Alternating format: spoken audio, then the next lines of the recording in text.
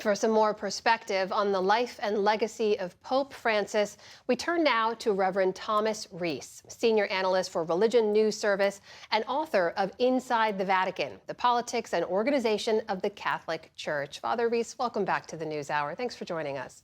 Good to be with you. So Francis was a lot of firsts, as we just heard there, the first Jesuit pope, the first Latin American pope, the first non-European pope in more than a millennium.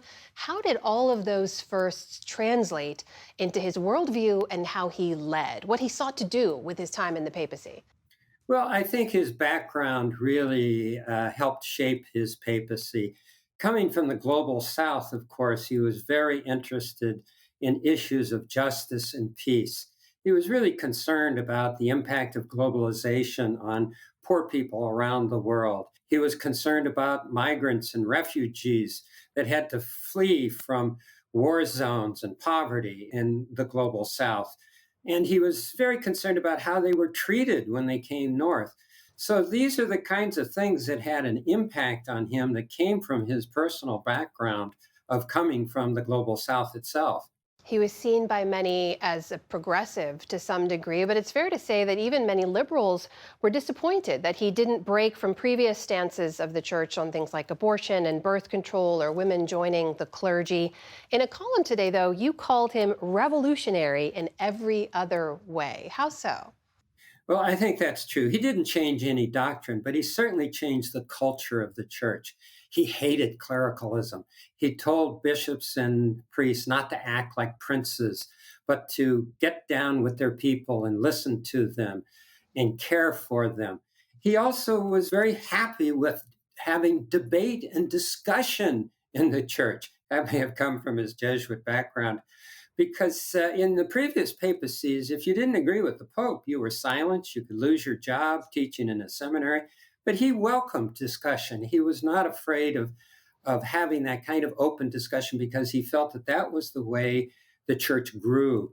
He also stepped into the role just as the Vatican was in a bit of disarray after Pope Benedict had stepped down, who was the real standard bearer of Roman Catholic conservatism. And Pope Francis really sought to steer the church in a completely different direction. How did that resonate with the rank and file, with Catholics around the world?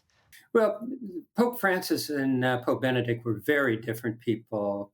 Pope Benedict, of course, was an academic. He was a scholar, a writer of books and very complex theology.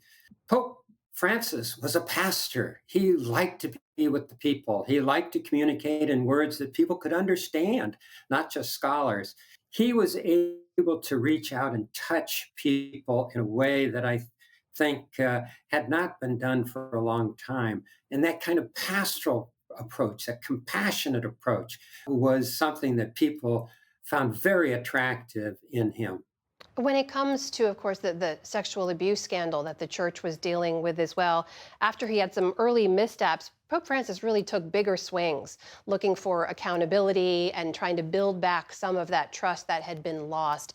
In your view, how did he do on that front? Was he able to build that back? Nobody in the church has been perfect on dealing with the sex abuse crisis. There was a lot of ignorance, there was a lot of stupidity, but I think Pope Francis learned during his papacy. For example, he went to Chile and just blew it. I mean, he just did not get it. He didn't believe the accusations that were being made. It's like, somebody makes accusations against your brother or your uncle. You find it incomprehensible. But then when he found out it was true, boy, did he get mad. And he made all of the bishops in Chile submit their resignations. He didn't accept them all, but he accepted some of them. And he started going after bishops and saying, you protect your children or you're out. And so that became a new tone in the Catholic Church, which I think was very helpful.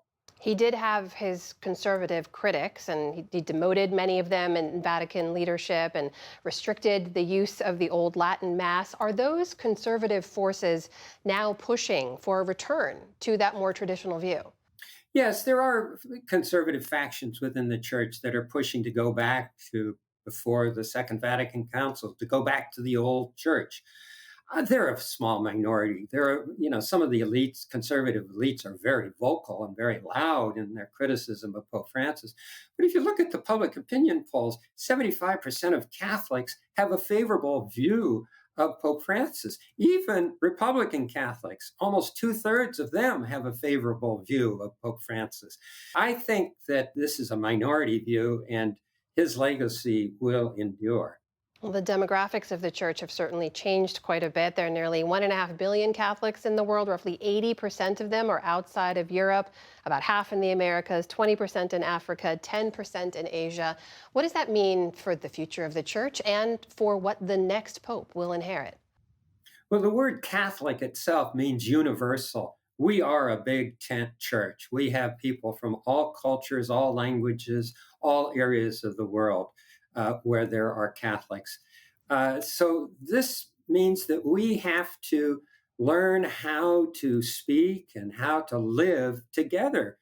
The Catholic Church should be a model for the rest of society of how people can come together, how they can discern and pray and talk and have conversation and not scream at each other, let alone kill each other.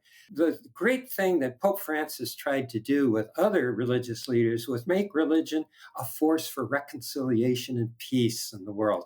And I think we can do that because the Catholic Church is present everywhere in the world.